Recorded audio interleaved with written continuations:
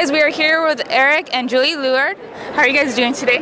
Great, thanks for coming by. And can you tell me about what you guys are doing? I mean, you have worked on the book, which is previously on X-Men, and you guys have been worked on the anime series as well. Absolutely. I got to be a writer on the show, and he was the showrunner on the writing side of things. His name's on every episode under created or developed for television by.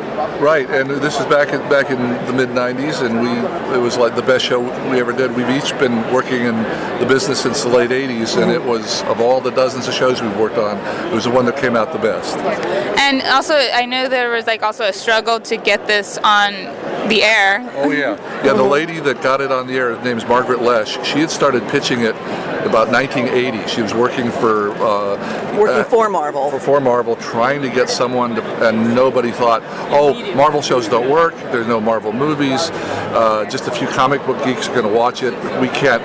None of the networks would do it. ABC, NBC, CBS, none of them would touch it. So finally, she was made president of Fox Kids Network, and so the first two shows she committed to were Batman and X-Men. And she had worked with Larry Houston, who's behind this, who's the creator, and had worked with me on Beetlejuice. Mm-hmm. And so she just decided, she kind of cast who she thought had the best tone for the show. And I got the call the night before the green light meeting saying, guess what, you're going to be doing the X-Men. And I recall you saying, okay, X-Men?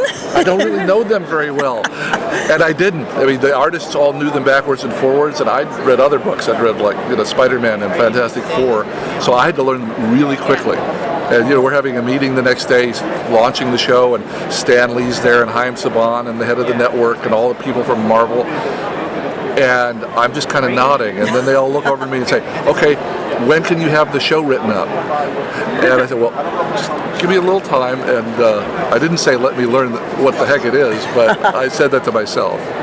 And basically you and Mark Edens did the development work for the show on the writing side around our dining room table, which was... Yeah, we had a home office, and just the first 2 weeks were just this dear friend of mine who was the head writer on the show, Mark Edens, and I laying out the first season with Julia bringing reading everything that we were writing and bringing the iced tea and the Diet Coke to us to keep us going.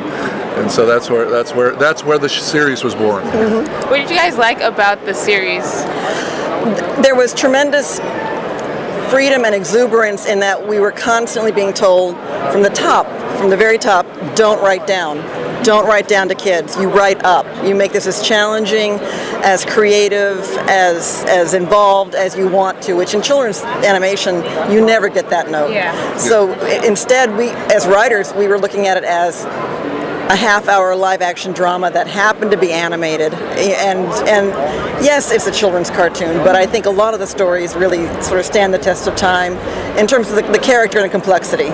Yeah, because they deal with a lot of situations, especially politically, and it goes with what's going on in the world. So. Oh yeah. Has the 25 years ago, has the world learned nothing? Yeah, right. Come on. Yeah, but it's as you said, almost no one lets us do that, so we were allowed to be as ambitious as we could, and the writers loved that, the artists loved that, and so it was like this gift to us, and so we just pushed it as far as we could. And up until the day that it premiered and got great ratings, the Margaret Lesh at Fox was getting lots of pressure from people like the advertisers and the people that had the various Fox TV stations saying, what is this stuff they're writing? This is adult stuff. Nobody's going to buy our cereal if they watch this. This is terrible. This is going to be so... And we were actually everybody was let go after doing the first season. Because they assumed it would fail. Because they just assumed it wasn't going to work. It did work. I remember buying the collectible cards and everything as a kid. And then they had to hire us all back. Yeah. Wow. But as I say, from the writer's standpoint, they hired us all back saying, hey, it's a hit show. You want to come back? We're going to pay you less. Oh, wow. Wait, why? Because there's a line of people out the door who'll write for this show and they'll do it for less than you. So just one of those behind the scene things where you go, oh, crud. Yeah. But it was the single most fun and satisfying series. I mean, we've each worked on more than 40 series. Larry's worked on 70 some. Yeah.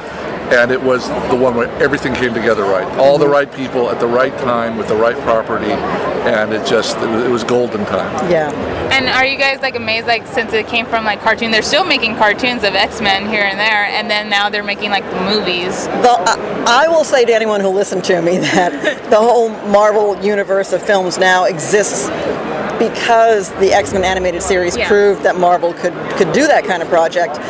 Look, the X-Men cartoons existed forever, and the X-Men comic books have been around for a long time, and the movies are what they are now, but the team they chose for the movies now is a team that was chosen for X-Men the animated series. And there are a lot of X-Men, so I take that as a sign of faith that they liked what the show was doing and chose to continue doing it. Yeah, Hollywood really didn't understand the possibility of pop culture about comic book heroes. And so in the 50s and 60s and 70s and 80s, they'd maybe do a Batman or a Superman, and then they'd forget about it.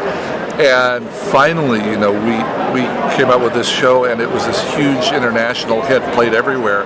Even then, when Margaret Loesch went to their movie people, like in 95, 96, and said, look, we've got the #1 show on the planet, you really ought to make a movie out of this. They said, no, it's a kid thing. Nobody will watch a bunch of adults running around in those costumes. And it took them 5 years of nudging. Finally said, okay, we'll try one, and it did all right. It did all right. Because like X-Men has been like here for a long time, like so you have the parents like having kids like in the 80s and 90s. They're like, of course they're gonna watch it with their kids because they've read these comics as well, and now they're seeing their characters actually come to life. We try to be pretty active on Twitter and social media, and whenever a parent posts about that, I always say, as we say, parenting done right. Right? Introduce those kids correctly to the world of X-Men. Yeah. It's very educational with the comic books. Well, and honestly, in the show, and I'm telling you as a fellow female, that the strongest characters on the team happened to be women. Yeah. But it wasn't something that people were beat over the head with about, and everyone worked together as a team. There were a lot of moving parts, different genders, different ethnicities, and that wasn't what made them the team. It was just who they were, and yet they're all working together. And again, 25 years later, we tried, folks. We tried to get that lesson across. Yeah. Can't we do it now? I bet if we got a show next year and we sat down with the development people and the merchandising people and all the people putting the money up, they said, well, could you give us 6 guys and a girl? Yeah, they would still do that. They would still do that today. And you just want to throttle them. You said, the audience doesn't care. It's just how good the character is. And we just picked as diverse a group, because there were a bunch of other X-Men we could have picked, as diverse a group as we could. Women, men, gruff, skinny, thoughtful, whatever. Because let's say if you'd had Colossus and Wolverine and Cable and Bishop, you could have had 6 gruff, tough guys, and it wouldn't have been interesting. There wouldn't have been a balance We or a wanted challenge. everybody to be different and distinct. Yeah. And that worked out for us, and I think it worked out for the fans, because then everybody could pick one or 1 or 2 that they were most obsessed with, and it broadened the audience. Yes. So if people want to know more about the anime series and what you guys been through, they should pick up this book. Oh yeah. Yes, they should. They should. It's 450 pages. They interviewed everybody on the planet that was involved in it, and you can pick up this book. It's either you can get it on Amazon. It's called Previously on X-Men, or check us out at Jacobs Media. I'm sorry, I'm saying it wrong. Jacobs Brown Media, and it's on our bookmarks here, and it's on our websites, X-Men TAS and Previously on X-Men, and on our Twitter account. If you buy through them, Jacobs Brown Media, Eric will have. Be a sign. He sits down with stacks of books and signs them that they then sell through Jacobs Media. If you'd like a signed copy, or come to Comic-Con, we're here right now. Are you going to be any other cons after this? Late August, we're going to be at Palm Springs. August 12th, we're going to be downtown LA. And in November, we're going to be in Grand Rapids, Michigan. And October, we think we're going to be at the LA, what used to be the Kamikaze Con. Oh, yes. They've asked, and we're seeing if we can make it happen. Awesome. I will be there, too. Oh, good. So. Seek us out, please. Yes, Please. All right. Thank you guys so much. And one last thing. Who were your favorite characters on the show?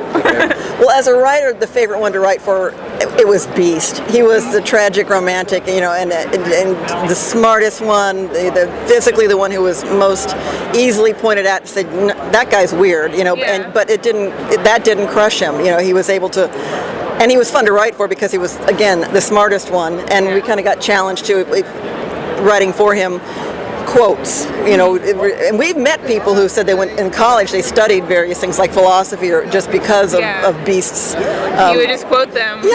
Quote them and call them out. So that, writing-wise, it was Beast. And my favorite one, since I was in charge of the writers and I had over a dozen people to keep on track and to keep from getting chaotic and fighting with each other, I identified with Professor X. So that was... Try and keep the team together. Yeah, exactly. Herding cats. Herding cats. So that was he was the one that I felt closest to. All right, cool. Thank you so much. It was great talking to you guys, and it was like one of my favorite anime shows growing up. Thank you so much, it's awesome meeting you guys. Thank you. Love hearing that. Thank you. Thank you.